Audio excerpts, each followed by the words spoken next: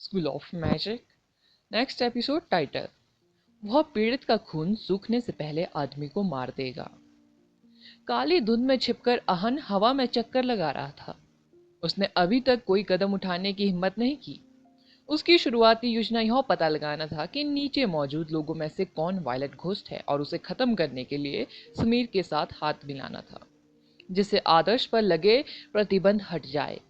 उसे आश्चर्य हुआ कि वायलेट घोस्ट के पास अदृश्य होने की ताकत थी, जिससे समीर को अपनी स्थिति बनाए रखने के लिए मजबूर होना पड़ा। अगर वह एक झटके में वायलेट घोस्ट को नीचे गिराने में विफल रहा और उस आदमी को भागने दिया तो उसे खत्म करना बेहद मुश्किल होगा।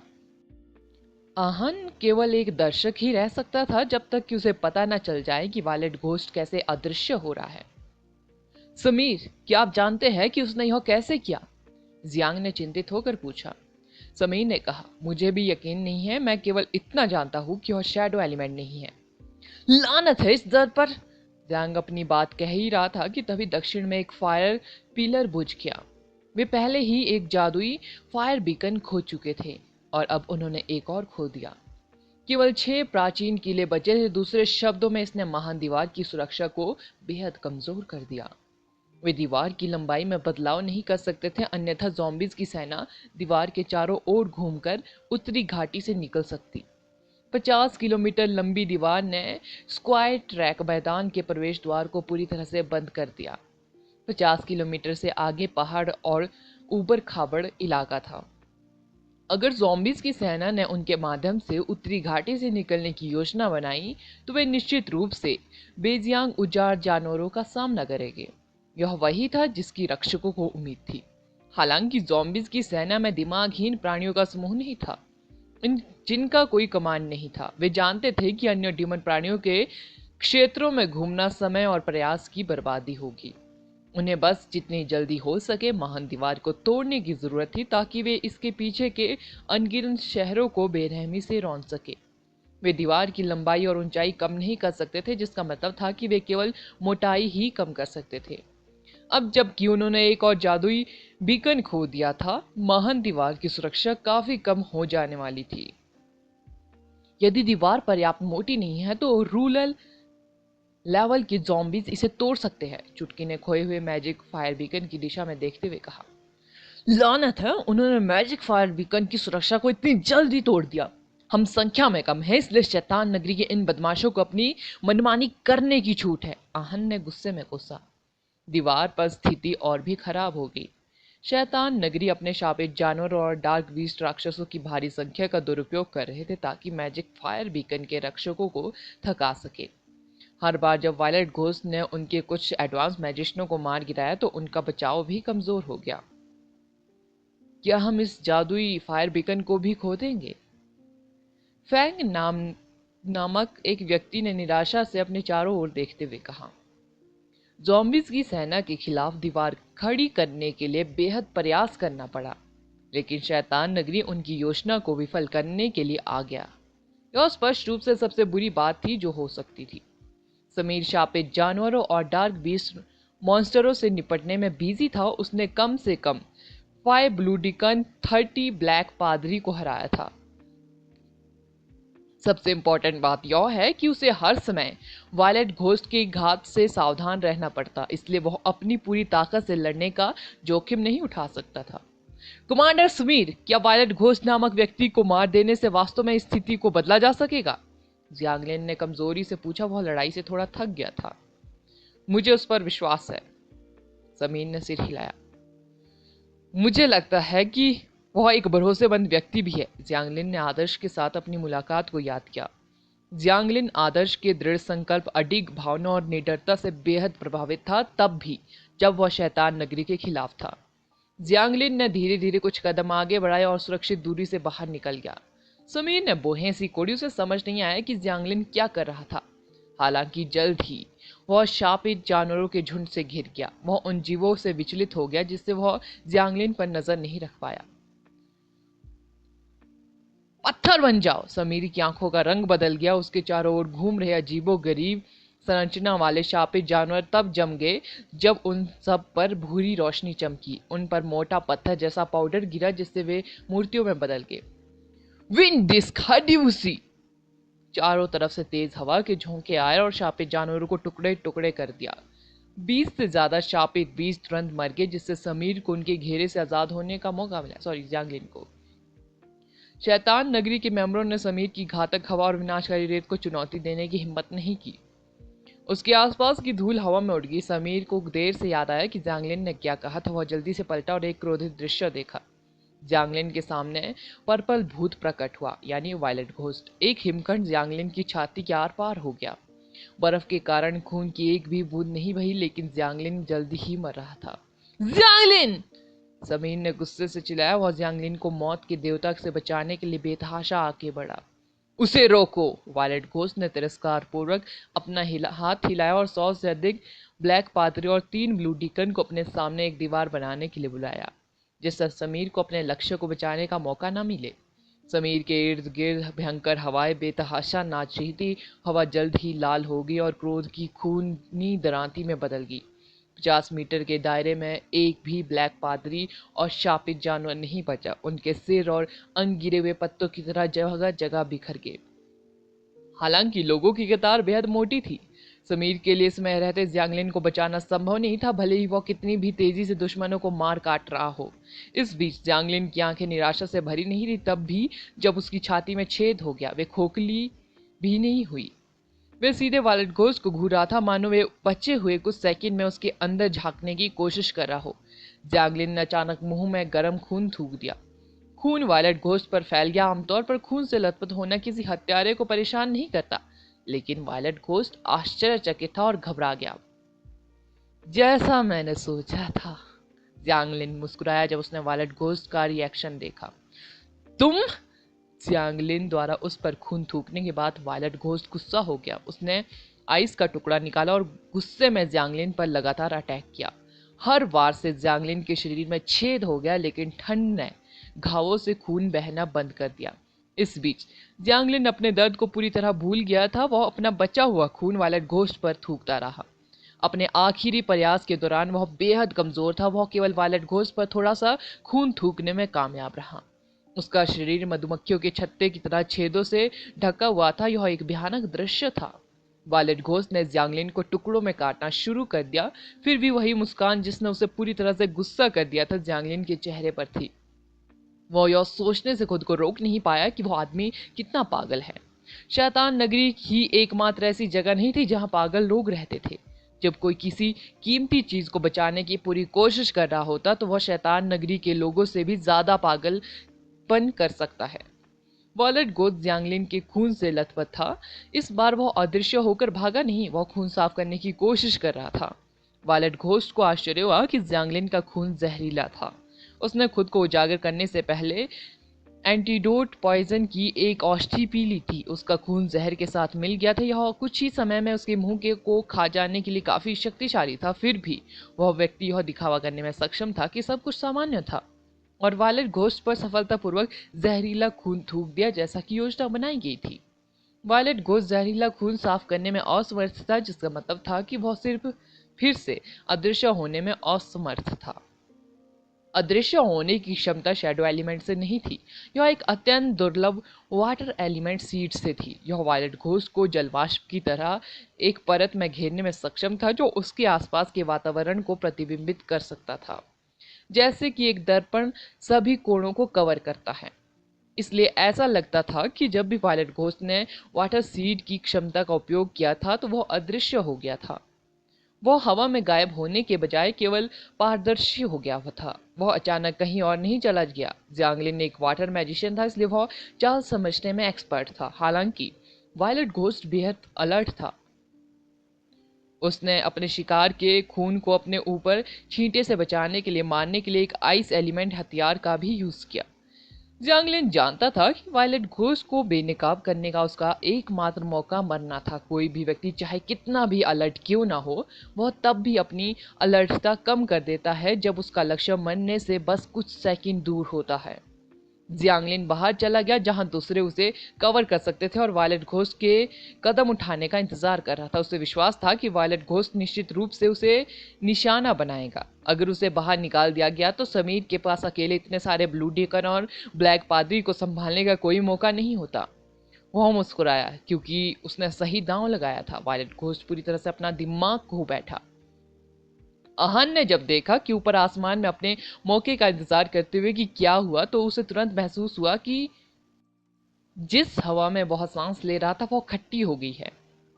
उसने अपने मन में उमड़ रही भावनाओं को शांत करने के लिए एक गहरी सांस ली। उसने अपने सुनहरे पंख सिकोड़े और एक सुनहरे उल्कापिंड की तरह दीवार की ओर गोता लगाया। जियांगलिन ने जो खून थूका था वह बेहद कीमती था। अहान को पहले कभी किसी को मारने की इतनी तीव्र इच्छा नहीं हुई। मैं तुम्हारा खून सूखने से पहले ही वायलेट घोस्ट को मार डालूंगा, अहान आसमान से गोता लगाते हुए गुस्से से चिल्लाया। उसे पता था कि जियांगलिन अब उसे सुन नहीं सकता। उसे बस उम्मीद थी कि यह उस आदमी की आत्मा को पता चल जाएगा कि उसने उन पर जो भरोसा किया वह कम नहीं होगा। अहान ने अपने कंधों पर अब तक जितना भारी बोझ उठाया था उससे ज्यादा भारी बोझ कभी नहीं उठाया। अब वह और नहीं हिचकिचाया। एक डिफेंस मैजिशियन के रूप में किसी को मारने का उसका तरीका बेहद सरल था। वह अपने बचाव के साथ एक अटूट द्वंद्व युद्ध का मैदान तैयार कर सकता था। द्वंद्व युद्ध का मैदान उसे और वायलेट घोस्ट दोनों को बिना कोई अंतराल छोड़े फंसा सकता था। द्वंद्व युद्ध के मैदान को छोड़ने के केवल दो ही तरीके थे, या तो वायलेट घोस्ट द्वारा उसे मार दिया जाने के बाद द्वंद्व युद्ध का मैदान अपने आप ढह जाता, या फिर वायलेट घोस्ट को मारने के बाद वह अपना मैजिक वापस ले लेता। अहान ने कभी भी कुछ हासिल करने के लिए पूरी ताकत नहीं लगाई, लेकिन आज उसने एक कारण से अपना सब कुछ देने का फैसला किया। वह एक गर्मजोशी से भरा आदमी भी था। School of magic next episode title rock smash hammer. दांतेदार चट्टानों का एक द्वंद्व मैदान आसमान से उतरा और एक छोटे पहाड़ की तरह वायलेट घोस्ट पर गिर गया। वायलेट घोस्ट ने अपनी आंखें ऊपर उठाई। उसे उम्मीद नहीं थी कि कोई आसमान में उसका इंतजार कर रहा था। उसने पिंजरे से बाहर भागने की कोशिश की, लेकिन उसे एहसास हुआ कि चट्टान उससे 10 मीटर से भी कम ऊंचाई पर थी। अगर उसने कोशिश की तो चट्टानें सीधे उसके ऊपर गिरने वाली थी। उसने पीछे हटने का मौका भी खो दिया। उसके पास पीछे हटने के अलावा कोई विकल्प नहीं था। भारी चट्टानें नीचे गिरी और उसे पूरी तरह से घेर लिया। द्वंद्व युद्ध का मैदान एक विशाल ताबूत की तरह था, कुछ दरारों को छोड़कर, जिसमें केवल छोटे पक्षी और प्रकाश की किरणें ही प्रवेश कर सकती थी। अहन अब उसके अंदर था। धुंधले वातावरण में उसकी चमकती आंखें सीधे वायलेट घोस्ट को घूर रही थी। वायलेट घोस्ट अभी भी जहरीले खून में सना हुआ था, इसलिए वह फिर से अदृश्य नहीं हो सका। जहरीला खून आसानी से उसकी स्थिति को उजागर कर सकता था। मैंने सोचा था यह कोई अधिक प्रभावशाली व्यक्ति होगा, वायलेट घोस्ट ने अहन को देखकर हंसते हुए कहा। वायलेट घोस्ट को लगभग लगा कि कोई सुपर मैजिशियन आ गया है। सुपर मैजिशियन के लिए उसे मारना हाथ हिलाने से कहीं ज्यादा आसान है। तुम्हें मुझे इस तरह से छोटा नहीं समझना चाहिए। जितना तुम मुझे छोटा समझोगे उतना ही अपमानित महसूस करोगे जब मैं तुम्हें अंत में मार डालूंगा, आहन ने ठंडे स्वर में जवाब दिया। उसने और टाइम बर्बाद नहीं किया। उसकी आंखों से भूरे रंग की रोशनी निकल रही थी, क्योंकि वह समीर की तरह ही अर्थ एलिमेंट का एक्सपर्ट था। चट्टानी तराजू ने तेजी से उसके शरीर को ढक दिया और एक गहरे भूरे रंग का कवच बन गया। क्या तुम्हें डर है कि मैं तुम्हारे दिल पर भी वार कर दूंगा? देखो तुम कितने सावधान हो। वायलेट घोस्ट ने हंसते हुए कहा। उसे डरने की कोई जरूरत नहीं थी, क्योंकि उसे पता था कि उसका दुश्मन कोई सुपर मैजिशियन नहीं, बेहद से एडवांस मैजिशियन उसके लिए खतरा नहीं बन सकते। वायलेट घोस्ट के चारों ओर धीरे धीरे बर्फीला ऑरा फैल गया। वह आहन के पीछे कई बर्फ के टुकड़ों को बुलाते हुए शब्दों से आहन का ध्यान भटकाने की कोशिश कर रहा था। आइस के टुकड़े बनते समय कोई आवाज नहीं करते थे। ज्यादातर मैजिशियनों को तब तक पता भी नहीं चलता जब तक कि वे उनकी पीठ पर झपट नहीं पड़ते। जब आइस के टुकड़े आहन की पीठ पर गिरे तो जोरदार खनक पैदा हुई। उसे आखिरकार एहसास हुआ कि पीछे से कोई उस पर अटैक कर रहा है। उसने पीछे देखा और देखा कि जमीन पर टूटी हुई बर्फ बिखरी हुई है। वायलेट घोस्ट की आंखें चौड़ी होगी। उसका बर्फीली तलवार का स्वरूप उसके प्रतिद्वंदी की रक्षा को भेदने में विफल रहा। सच्चाई यह थी कि एक हत्यारे प्रकार के मैजिशियन के रूप में उसे सबसे ज्यादा उन मैजिशियनों से मुकाबला करना पसंद नहीं था जिनके पास एक बेहतरीन रक्षा थी। हालांकि किसी भी मैजिशियन की अपनी कमजोरियां होंगी, चाहे वह किसी भी प्रकार का हो। इसका मतलब सिर्फ इतना था कि उसे अपने प्रतिद्वंदी को मारने के लिए ज्यादा मेहनत करनी होगी। Rock break. आहन का अर्थ एलिमेंट पर नियंत्रण काफी बेहतर हो गया था। इसके अलावा जब वह द्वंद्वयुद्ध मैदान में था तो उसका अर्थ एलिमेंट और भी मजबूत हो गया। अर्थ का मैजिक तेजी से उस स्थान पर इकट्ठा हुआ जिस पर आहन अपना ध्यान केंद्रित कर रहा था। हिंसक ऊर्जा एकत्रित हुई और हिंसक रूप से टूट पड़ी, जिससे एक महान शक्ति उत्पन्न हुई जो किसी व्यक्ति या जीवित चीज को टुकड़ों में कुचल सकती थी। वायलेट घोस्ट ने जोरदार ऊर्जा को महसूस किया। वह जल्दी से अपने विंड एलिमेंट के साथ दूर चला गया। उसे आश्चर्य हुआ कि हिंसक ऊर्जा उसके रास्ते में चिपकी हुई थी। उसने अपने रास्ते पर विस्फोट होते देखा। इसने अंततः उसे एक कोने में धकेल दिया। Water shield. वायलेट घोस्ट को पता था कि बचने का कोई रास्ता नहीं है। उसने अर्थ के मैजिक से पहले ही एक डिफेंस अवरोध स्थापित कर दिया। अर्थ मैजिक ने पीछा करना बंद कर दिया क्योंकि वह वाटर शील्ड को भेद नहीं सका। गिरती गिरने। आहन ने तुरंत अपने लाइट एलिमेंट का यूज किया। हल्के तीर उस दिशा से निकले जिसे वायलेट घोस्ट की सुरक्षा कवर नहीं करी थी और बारिश की तरह बरस पड़े। वायलेट घोस्ट के पास अपने डिफेंस इक्विपमेंट को एक्टिवेट करने के अलावा कोई विकल्प नहीं था। हल्के तीर घातक नहीं थे, लेकिन एक विशिष्ट बिंदु पर ध्यान केंद्रित करते समय उनकी भेदक क्षमता अभी तक उत्कृष्ट थी। वायलेट घोस्ट स्पष्ट रूप से एक ऐसा व्यक्ति था जो डिफेंस इक्विपमेंटों पर पैसा खर्च करने के लिए तैयार नहीं था। आहन के लाइट स्पेल द्वारा उसका कवच आसानी से नष्ट हो गया। आहन ने जब वायलेट घोस्ट को एक कोने में दबा हुआ देखा तो उसने अपनी पीठ पर लगे सुनहरे पंखों को फैला दिया। पंखों ने उसे और उसके भारी रॉक कवच को हवा में उठा लिया। आहन के पास बेहद ज्यादा अटैक क्षमताएं नहीं थी। हालांकि चूंकि उसका कवच बेहद मजबूत और भारी था, इसलिए वह पंखों की हेल्प से अपनी स्पीड बढ़ाने के बारे में सोच रहा था ताकि वायलेट घोस्ट से टकरा सके। उसके भारी कवच का वजन कम करके नहीं आंका जा सकता। द्वंद्वयुद्ध के मैदान के अंदर बह रहे अर्थ मैजिक का तो जिक्र ही नहीं किया जा सकता जो आहन को असाधारण शक्ति दे रहा था। उसने वायलेट घोस्ट और उसके शरीर पर लटक रहे कवच को हवा में उछाल दिया। Light saver slash. आहन के पास मैजिक इक्विपमेंट के कई टुकड़े थे। उसने अपने प्रतिद्वंदी से टकराने के बाद डेथ स्ट्राइक मैजिक इक्विपमेंट बुलाया। इक्विपमेंट आहन के हाथों में दिखाई दिया। यह चमकीला सुनहरा प्रकाश कृपाण लगभग 10 मीटर लंबा था। यह और भी अधिक खतरनाक लग रहा था जब इसने प्लामेंटिंग रेजिस के प्रकाश को अवशोषित कर लिया। आहन को अपने सीने में एक तीव्र क्रोध की जलन महसूस हो रही थी। उसने तकनीक की परवाह किए बिना बस वायलेट घोस्ट पर विशाल लाइट सैबर लहराया। आखिरकार वायलेट घोस्ट के अटैक आहन की रक्षा को भेदने में असमर्थ थे। वायलेट घोस्ट चाहे कितना भी फुर्तीला क्यों न हो, लाइट सैबर अभी भी सीमित जगह में उसे मार सकती थी। वायलेट घोस्ट ने शायद ही कभी इस तरह के क्रूर मैजिशियन के खिलाफ फाइट की थी। वह निराश था। एक हथियारे के रूप में उसकी उत्कृष्ट क्षमताएं आहन की मजबूत रक्षा के सामने पूरी तरह बेकार थी। क्या तुम सच में सोचते हो कि तुम्हारे बचाव के कारण मैं कुछ नहीं कर सकता? वायलेट घोस्ट ने ठंडे स्वर में कहा। एक झटके के साथ वायलेट घोस्ट एक काली हवा के झोंके की तरह दूर चला गया और आहन के पीछे जा गिरा। आहन ने पीछे से आ रहे अटैक को अनदेखा कर दिया। उसका डेथ स्ट्राइक मैजिक इक्विपमेंट लगभग खत्म होने वाला था, लेकिन इससे कोई फर्क नहीं पड़ता। उसके पास एक से ज्यादा अटैक आइटम्स थी। Rock smash hammer.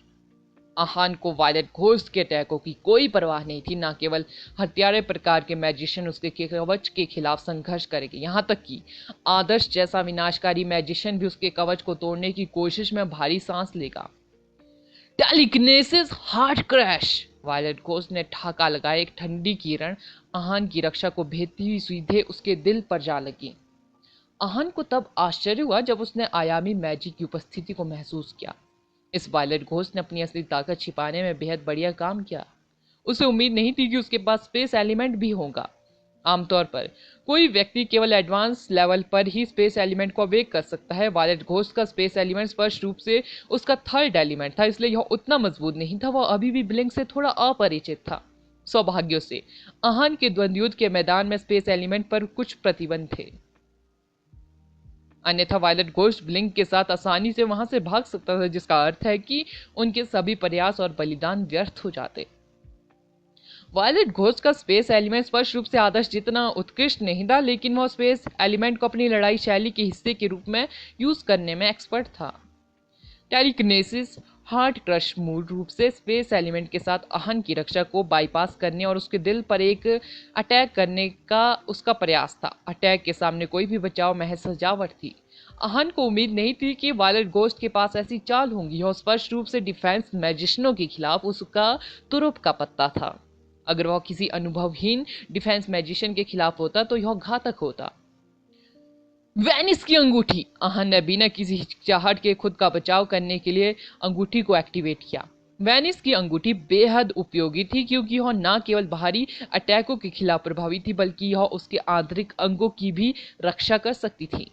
आहन के पास वेनिस की अंगूठी जैसी कोई चीज नहीं होती तो वह दुश्मन से इतनी लापरवाही से क्यों भिड़ता। वह एडवांस मैजिशियन तुम्हारे दादा को बाल उझड़ने पर मजबूर कर सकता है। अभी तक पैदा भी नहीं हुए, मर जाओ तुम कमीने। आहन मुस्कुराया। रॉक स्मैश हैमर आखिरकार पूरा हो गया। 10,000 टन तोड़ दो। आहन ने रॉक स्मैश हैमर को ऊपर उठाया और वायलेट घोस्ट पर पटक दिया। वायलेट घोस्ट पूरी तरह से डर गया। उसने भागने के लिए अपनी सारी ताकत लगा दी। आहन ने हथौड़ा थोड़ा नीचे पटकना जारी रखा। जब हथौड़ा जमीन पर गिरा तो पूरे इलाके में एक तेज शॉकवेव फैल गया। उसे लक्ष्यों पर हथौड़ा भी नहीं मारना पड़ा। अटैक ने पहले से ही एक बेहद बड़ा दायरा कवर कर लिया था। भले ही वह इसका यूज सिर्फ एक बार ही कर सकता, लेकिन वायलेट घोस्ट के खिलाफ यह उसकी सबसे अच्छी चाल थी। बुरी रोशनी वायलेट घोस्ट का पीछा करती रही। वह खुद को बचाने के लिए ज्यादा से ज्यादा वाटर बैरियर का यूज कर सकता था, लेकिन यह कहने की जरूरत नहीं थी कि वाटर बैरियर जैसे बेसिक स्पिल के पास विशाल रॉक हैमर की ताकत का सामना करने का कोई मौका नहीं था। टक्कर लगने के बाद वायलेट घोस्ट की हड्डियां टूट गई। उसकी नाक, मुंह और कान से खून बहने लगा। या तुमने अपना ज्यादातर समय अपने शिकार को तैयार करने में लगाया? मैं कह सकता हूं कि अगर तुम असली एक्सपर्ट के सामने खड़े होंगे तो तुम एक बेकार कुत्ते के अलावा कुछ नहीं हो, यह देखने के बाद कि तुम क्या करने में सक्षम हो। आहन आगे बढ़ा, अपने कवच के वजन से जमीन पर गहरे पैरों के निशान छोड़ते हुए। भव्य समारोह पहले से ही हो रहा है। आप सभी को अपमानजनक हार का सामना करना पड़ेगा। मुझे मारने से कोई फर्क नहीं पड़ेगा। ज़ॉम्बीज़ की सेना आपके शहरों को जमीन पर गिरा देगी और आप में से हर एक को मार डालेगी। वायलेट घोस्ट ने भागने का विचार छोड़ दिया क्योंकि उसे एहसास हुआ कि उसके पास आहन को हराने का कोई मौका नहीं है। उसने अपने मुंह, नाक और कानों से बहते खून को अनदेखा कर दिया। तुम्हें मारने का मतलब है कि शैतान नगरी का एक भी मेंबर जीवित नहीं बचेगा। आहन वायलेट घोस्ट के पास गया और उसके पैरों पर रौंद दिया। वायलेट घोस्ट ने ऐसा भी नहीं किया जैसे कि उसे अपनी मृत्यु की कोई परवाह नहीं है, लेकिन जब आहन ने एक ही ठोकर से उसके पैरों की हड्डियों को कुचल दिया तो उसकी पीड़ा की चीखें मृत्यु शपथ लेने वाले पंथवादी की नहीं थी। तो यही कारण है कि तुम मुझे निशाना बना रहे हो। पता चला कि हमारे बीच एक जासूस है।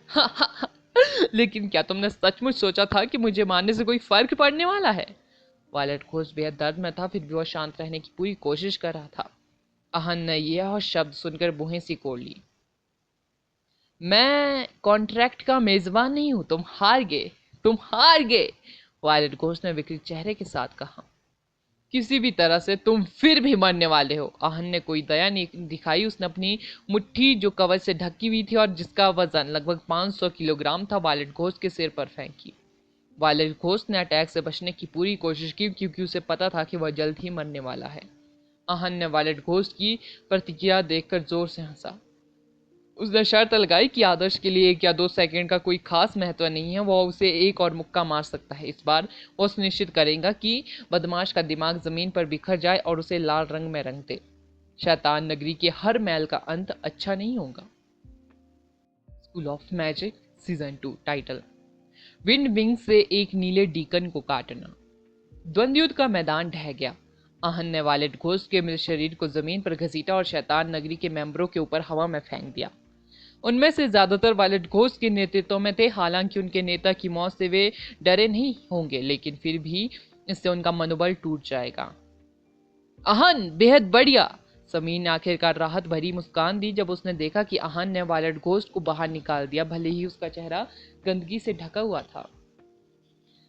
हमारा बैकअप यहाँ है, हमारा बैकअप यहाँ है, सैनिकों के बीच से किसी ने चिल्लाना शुरू कर दिया और बाकी सभी ने तुरंत उसका अनुसरण किया। उन्होंने ऐसा व्यवहार किया जैसे कि सुदृढ़ीकरण की एक बड़ी टुकड़ी आ गई हो। उनका मनोबल पहले से ही बिल्कुल अलग था।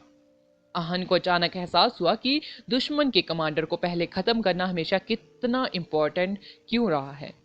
उसे एहसास हुआ कि मनोबल सेना की ताकत को कैसे प्रभावित कर सकता है। इससे साबित हो गया कि कोल्ड प्रिंस को मारने का आदर्श का फैसला सही था। केवल शैतान नगरी के रेड कार्डिनल को मारने से ही उन लोगों की संख्या कम हो जाएगी जो इन दुष्ट पागलों की पागलपन से पूजा करते हैं।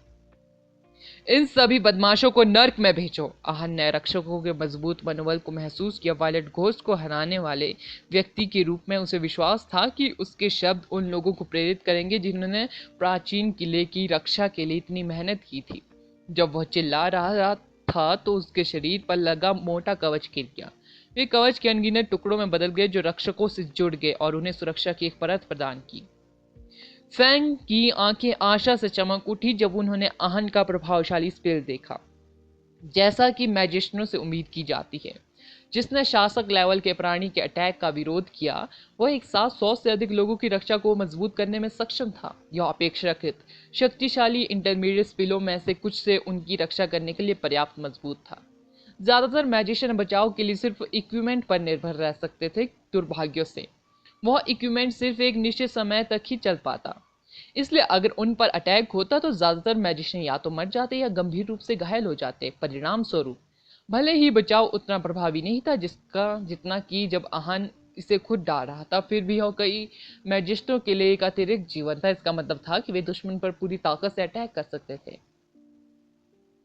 शापित जानवर अब हमें नुकसान नहीं पहुंचा सकते। उन शापित बिस्टों को मार डालो, उन पर ध्यान मत दो। ब्लैक पादरी और नीले डीकन को मार डालो और शापित जानवर भी मर जाएंगे, एक सैनिक चिल्लाया जिसका नाम प्रमोद था, जो समिति मेंबर का सदस्य था। शापित जानवर उस कवच को नहीं तोड़ पाए जो आहन ने रक्षकों को दिया। उन्होंने तुरंत ब्लैक पादरी, ब्लू डीकन्स और उनके भयानक दिखने वाले जीवों पर जवाबी अटैक शुरू कर दिया। कमांडर समीर, उन शापित बिस्टों के पीछे एक ब्लू डीकन छिपा हुआ है, उसने ही कैप्टन फैंग को मारा है, एक बैटल मैजिशियन ने एक दिशा में इशारा करके चिल्लाया। समीर ने तुरंत उस दिशा में देखा और छाया में छिपे एक आदमी को देखा। ऐसा लग रहा था कि वह वायलेट घोस्ट के मरने के बाद ब्लैक पादरी को ऑर्डर दे रहा था। वो ब्लू शैतान नगरी के मेंबरों का ऑर्डर लेता है। मैं उससे निपट लूंगा, समीर ने कहा। वह पहले से ही 200 मीटर आगे निकल चुका था, जबकि उसकी आवाज अभी भी हवा में गूंज रही थी। डार्क बीस्ट का एक झुंड उस पर झपटा, लेकिन जब वे अपना पंजा उठा रहे थे तब तक समीर उनसे आगे निकल चुका। डार्क बीस्ट उसके अटैकों से पूरी तरह चूक गए। समीर की स्पीड चौंकाने वाली थी। शापित बिस्टों के पास उनकी संख्या के बावजूद उसे रोकने का कोई मौका नहीं था। जब ब्लू डीकन ने समीर को आते देखा तो वह तेजी से भागती हुई शैडो के साथ भाग गया। समीर ने अब तक कम से कम 5 ब्लू डीकर और अनगिनत ब्लैक पादरी को मार डाला। अगर वह ना होता तो शैनमू कीप पर कब्जा कर लेते। ब्लू डीकन ने आगे रुकने की हिम्मत नहीं की, क्योंकि वह जानता था कि जिस व्यक्ति ने उसके कई साथियों को मार डाला, अब वह उसे निशाना बना रहा है। क्या तुम्हें लगता है कि तुम भाग सकते हो? समीर को आश्चर्य हुआ। स्पीड के मामले में वह किसी से पीछे नहीं था, यहां तक कि शैडो मैजिशियन से भी नहीं। समीर ने किलिंग पर्वतों पर तैनात रहते हुए स्काउट बनना सीखा था। चालाक डीमन जीव पहाड़ों के अंदर छिपे हुए थे, लेकिन समीर ने फिर भी उन्हें ढूंढ निकाला। महान दीवार काफी लंबी थी। ब्लू डीकन उस पर दौड़ता हुआ लड़ाई के दूसरे छोर पर पहुंचा और निर्णायक रूप से दीवार से नीचे कूद गया। समीर तेज हवा के झोंके पर सवार होकर दौड़ रहा था। उसने तुरंत दीवार से नीचे की ओर एक काली छाया को जाते देखा। अर्थ जेल! समीर ने अपना हाथ दीवार पर पटक दिया। लाइट का एक भूरा छल्ला तेजी से शैडो की ओर उड़ गया। जब अंगूठी ने छाया के साथ संपर्क बनाया तो दीवार से मोटी चट्टानें उभरी और उसके चारों ओर एक पिंजरा बना दिया, जिससे ब्लू डिकन शैडो एलिमेंट के साथ फंस गया। ब्लू डिकन को खुद को प्रकट करने के लिए मजबूर होना पड़ा। वह एक छेद से भागने ही वाला था कि समीर आ गया। तेज हवा के झोंकों से वह तुरंत अपना संतुलन खो बैठा। वह जहां था वहां से आधी दीवार की ऊंचाई से नीचे गिर गया। सौभाग्य से वह दीवार के पीछे की तरफ था। अगर वह सामने होता तो पाताल के भूखे जीव उसे तुरंत टुकड़े टुकड़े कर देते। कृपया मुझे छोड़ दो, मुझे उनके साथ शामिल होने के लिए मजबूर किया गया था। ब्लू डिकन ने जमीन पर घुटने टेक दिया और दया की भीख मांगी। उसे एहसास हुआ कि समीर से भागना असंभव था।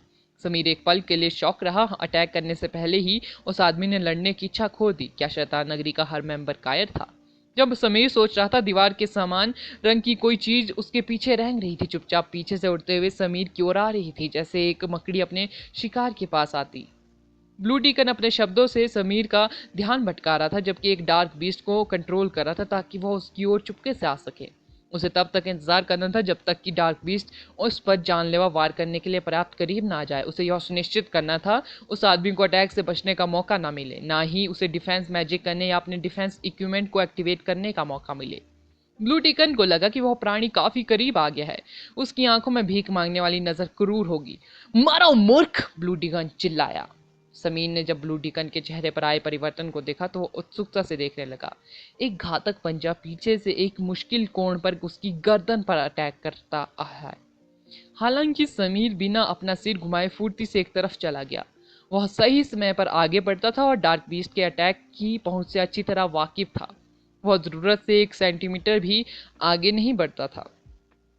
ब्लू डिकन हैरान रह गया। उसे उम्मीद नहीं थी कि वह आदमी इतनी आसानी से अटैक से बच जाएगा। मैं वास्तव में आप लोगों से घृणा करता हूं, खासकर जब मैं इन बदसूरत प्राणियों को आपके ऑर्डर के तहत लोगों को मारते देखता हूँ। आप कभी यूं क्यों नहीं समझते कि जिन लोगों को तुमने बेरहमी से मारा है वे दूसरों के लिए कितने इंपॉर्टेंट है। समीर ने ठंडी कसम खाई, हवा की मदद से हवा में तैरते हुए। जब वह बोल रहा था तब विंड विंग्स उसकी पीठ से हट गए थे। विंड विंग्स हवा के ब्लेड में बदल गया और ब्लू डिकन और डार्क बीस्ट के चारों ओर चक्कर लगाने लगे। ब्लू डिकन मरने से बेहद डर गया और तुरंत अपनी जान बचाने के लिए भाग गया। घात लगाने की कोशिश विफल हो गई। वह तभी मरेगा जब वह उस आदमी से लड़ने की कोशिश करेगा। विंड विंग्स ब्लेड अलग अलग दिशा और कोणों से अपने लक्ष्यों पर अटैक कर रहे थे। उनसे बचने का कोई रास्ता नहीं था, ना ही उनसे बचाव का कोई तरीका। ब्लू डिकन जो भोलेपन से सोचता था कि वह भाग सकता है और उसका डार्क बीस्ट टुकड़ों में कट गया। उनका खून जगह जगह बिखरा हुआ था। ब्लू डिकन और उसका डार्क बीस्ट समीर के विंड ब्लेडों से 2 सेकंड से भी कम समय में मर गया। हवा का मैजिक खून से थोड़ा सना हुआ तेजी से समीर की पीठ पर लौटा और पंखों में बदल गया। समीर ने गहरी सांस ली। उसने अपने पंख फड़फड़ाए और दीवार और मैजिक फायर बीकन के टॉप पर वापस आ गया, जहां अभी भी लड़ाई चल रही थी। School of magic. Next episode title sphinx. भूतिया रोशनी जमीन पर चमक रही थी क्योंकि ज़ॉम्बीज की सेना आगे बढ़ रही। उन्हें देखने वाला कोई भी व्यक्ति इस डर से अभिभूत हो जाता कि कहीं वे गहरी खाई में न गिर जाए, जहां उन्हें फिर कभी शांति न मिले। सर्वशक्तिमान ओसिरस, मैं उनास हूँ। उनास उस भव्य पिरामिड के सामने खड़ी थी जो उससे निकल रही रहस्यमयी रोशनी में था। उसकी उपस्थिति भयावह और अमानवीय थी। आदर्श उससे कुछ ही दूरी पर खड़ा था। उसने उसकी उलझन भरी हरकतों को ध्यान से देखा। क्या उनास ही वह मुख्य कारण था जिसके कारण कोल्ड प्रिंस अंडरवर्ल्ड के साथ मिलीभगत करने में सफल हुआ? इसके अलावा क्या उनास पिरामिड का नाम भी नहीं था? वह जो कर रही थी उसे लगता था कि वह एक माध्यम थी।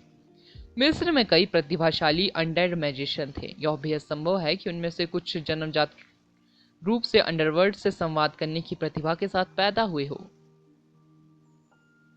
आपका शिकार अभी भी अपनी मौत का विरोध कर रहा है। ज़ॉम्बीज की सेना आगे बढ़ने के लिए संघर्ष कर रही है क्योंकि महान दीवार रास्ता रोक रही है। यह चीन की प्राचीन ढाल है। यह लंबे समय से मौजूद है, लेकिन सच्चाई यह है कि यह आपके सामने एक छोटी सी पहाड़ी के अलावा कुछ नहीं है। इसे नष्ट करने के लिए हमें आपकी शक्ति की जरूरत है। उनास ने पिरामिड को ऊंची आवाज में पुकारा। शानदार पिरामिड की तुलना में उनास बेहद छोटी थी। 10 डार्क स्वॉर्ड मास्टर पूरे कवच में पिरामिड के चारों ओर खड़े थे। वे पिरामिड के प्रवेश द्वार की रखवाली कर रहे थे, जैसा कि उसके सबसे वफादार सेवक। कोई भी प्राणी जो पिरामिड के सामने समर्पण नहीं करता था, उसे उसके आसपास प्रवेश करने की परमिशन नहीं थी। शासक लेवल पर 10 डार्क स्वॉर्ड मास्टर केवल पिरामिड के रक्षक थे। पिरामिड के अंदर अंडरवर्ल्ड का भगवान कितना भयानक होगा। ऐसी छोटी मोटी बात स्फिंक्स पर छोड़ दो, पिरामिड से एक धुंधली किंतु मोटी आवाज आई। बाकी लोगों ने जल्दी से अपने कान ढक लिए। ऐसा लगा जैसे उनके सिर फटने वाले हैं। आदर्श को इस बात पर यकीन करना मुश्किल हो रहा था। एक सेंटेंस ने ही उसके दिमाग को इस हद तक परेशान कर दिया। क्या वाकई इस दुनिया में भगवान है? क्या यह सच है कि आम लोग सीधे उनकी बात नहीं सुन सकते? बेहद बढ़िया। मुझे उम्मीद है कि मैंने आपके लिए जो उपहार तैयार किया है उससे आप संतुष्ट होंगे, भले ही कोई छोटी दुर्घटना हो जाए, उन्नास ने जवाब दिया। पिरामिड के अंदर स्थित पाताल लोक के स्वामी ने कोई रिएक्शन नहीं दिया। उन्नास ने आगे कुछ भी कहने की हिम्मत नहीं की। वह चतुराई से वहां से चली गई। दांतेदार हड्डियों वाला शापित बीस्ट अपने पंख फड़फड़ाते हुए ज़ॉम्बीज के सागर से आगे निकल गया। यह स्क्वायर ट्रैक मैदान पर एक खास जगह की ओर बढ़ रहा था। मास्टर उनास, क्या ओसिरस ने हमारी हेल्प के लिए कोई शक्तिशाली अनडेड को नहीं भेजा? मैंने उसे अभी तक क्यों नहीं देखा? क्रो ने पूछा। जब अंडरवर्ल्ड सम्राट पेंडक आए तो स्फिंक्स पहले से ही यहाँ था, लेकिन वह केवल एक व्यक्ति से ऑर्डर लेता है। अगर वह दीवार को नष्ट करना चाहता तो वह बेहद पहले ही गिर चुका होती, उनास ने जवाब दिया। कुछ देर तक उड़ने के बाद भी वे अपने नीचे स्क्वायर ट्रैक मैदान में घनी आबादी वाले ज़ॉम्बीज की सेना को देख सकते थे। वे वर्तमान में नॉर्थ गार्ड किले के उत्तर में लगभग 20 किलोमीटर दूर थे। यह कहने की जरूरत नहीं है कि इस क्षेत्र में ज़ॉम्बीज की संख्या सबसे ज्यादा थी। आखिरकार नॉर्थ गार्ड किला उनके दुश्मन की रक्षा पंक्ति का मुख्य बिंदु था। एक बार जब वे नॉर्थ गार्ड किले को नष्ट कर देते तो महान दीवार भी ढह जाती। एक बेहद बड़ा क्षेत्र साफ हो गया है, ब्लू पैट ने अचानक घाटी की ओर इशारा करते हुए कहा। आदर्श ने उस दिशा में देखा और आश्चर्यचकित था कि उस क्षेत्र में एक भी ज़ॉम्बी नहीं था। यह एक तेज बहती नदी की तरह था जो रेत के टीले से टकरा रही थी। पानी उस क्षेत्र से बचकर दोनों तरफ बह रहा था।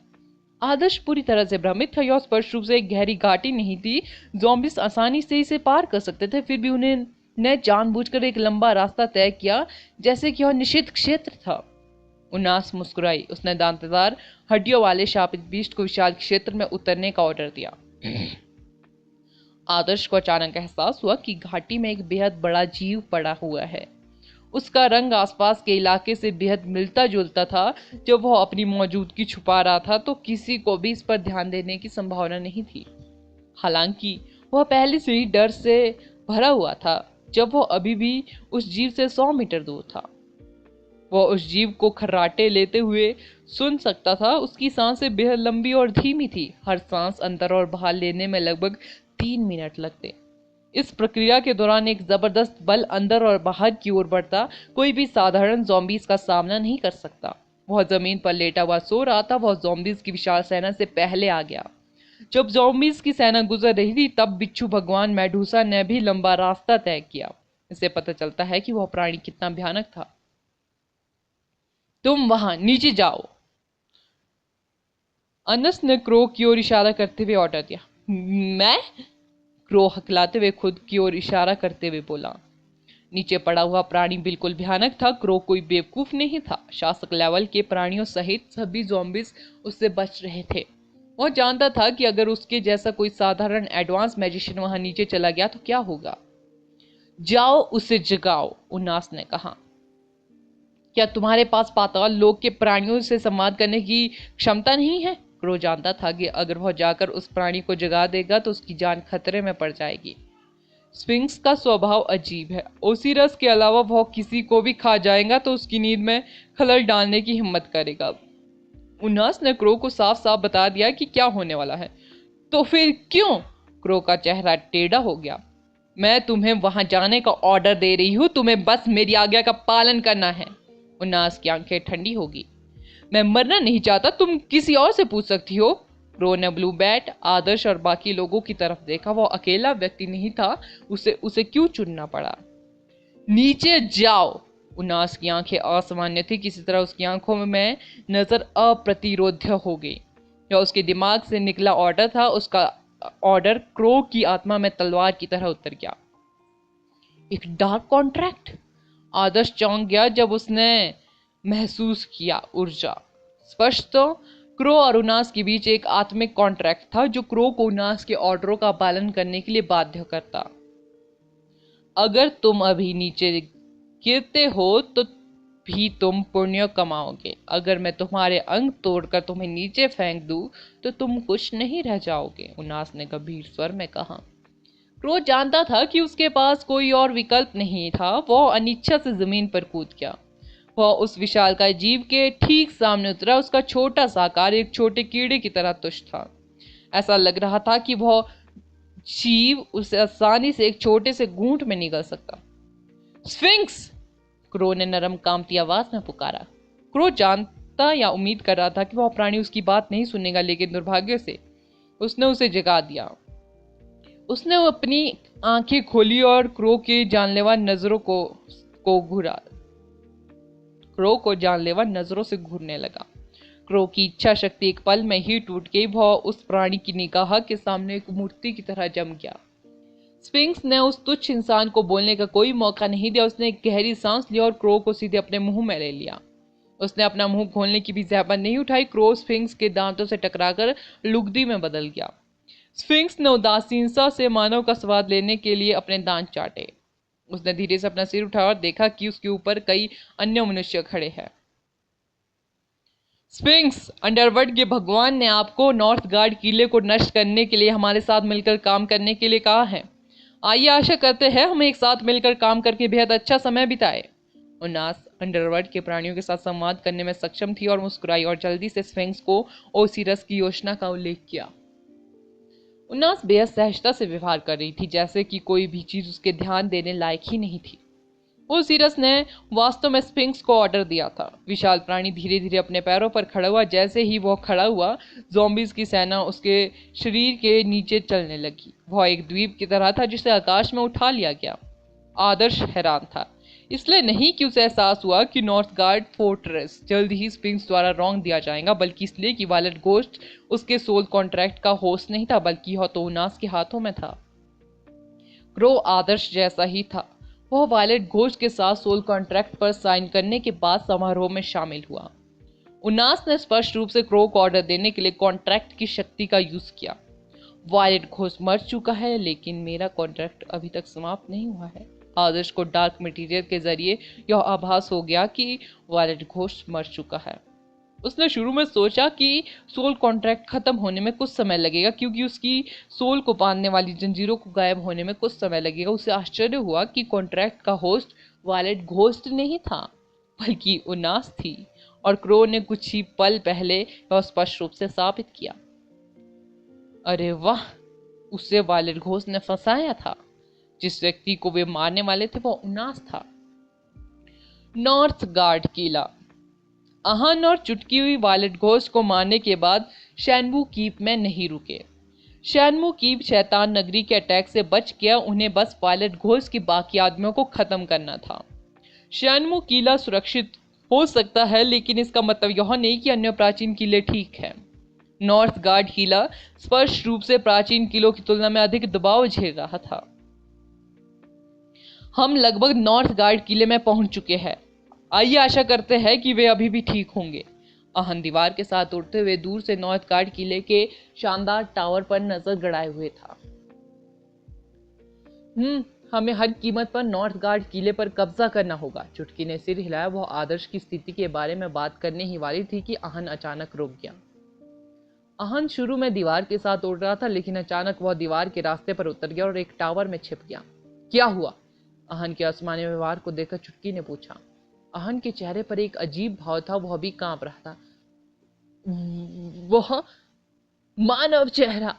आहन की आवाज भी बदल गई। उसने सावधानी से टावर से बाहर देखा। चुटकी ने उसकी निगाह का अनुसरण किया और ज़ॉम्बीज़ की विशाल सेना के बीच एक मानव चेहरा देखा। वह मंद मंद मुस्कुरा रहा था। आहन को यकीन था कि यह वही इंसानी चेहरा था जिसे उसने पहले अंडरवर्ल्ड मोनार्क मेंढकों के पीछे देखा। उसने शुरू में सोचा कि वह किसी टाइटन का है, लेकिन क्योंकि उसका शरीर धूल में छिपा हुआ था। हालांकि अब जब वह करीब आया तो उसने अपना असली रूप प्रकट कर दिया था। यह एक भयानक डीमन था जिसका चेहरा इंसानी था और शरीर शेर का। यह गीजा का स्फिंक्स है, आहन ने कहा, मिस्र का रहस्यमयी जानवर।